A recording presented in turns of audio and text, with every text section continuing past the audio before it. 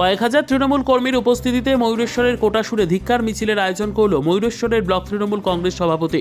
উল্লেখ্য, বেশ কয়েকদিন আগেই ভারতবর্ষের পার্লামেন্ট থেকে ডক্টর বি.আর. আম্বেদকরকে কটূক্তিকর মন্তব্য করে বসেন ভারতের স্বরাষ্ট্রমন্ত্রী অমিত শাহ। আর সেই মন্তব্যের প্রতিবাদ জানিয়ে রাজ্যের মুখ্যমন্ত্রী মমতা বন্দ্যোপাধ্যায়ের নির্দেশে আজ অর্থাৎ সোমবার দুপুর 3টে থেকে বৈকাল 4:30 পর্যন্ত একটি ধিক্কার মিছিলের আয়োজন করে ময়ূরেশ্বর 2 নম্বর ব্লক তৃণমূল কংগ্রেস নেতৃত্ব।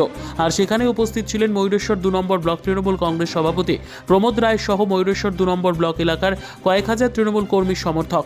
এদিন হটিনগর স্কুল মোড় থেকে কোটাসুর বাজার পর্যন্ত পদযাত্রা করে এই মিছিলে সামিল হলেন ময়ূরেশ্বর 2 নম্বর ব্লক এলাকার তৃণমূল কর্মী সমর্থকেরা। প্রতিবাদ শেষে সংবাদ মাধ্যমের মুখোমুখি ব্লক তৃণমূল কংগ্রেস সভাপতি প্রমোদ রায় কি জানালেন শুনুন। আজকে আমাদের দিল্লিতে কেন্দ্রীয় সরকারের স্বরাষ্ট্রমন্ত্রী অমিত শাহ আমাদের ভারতবর্ষের সংবিধান প্রণেতা বাবা সাহেব আম্বেদকরের নামে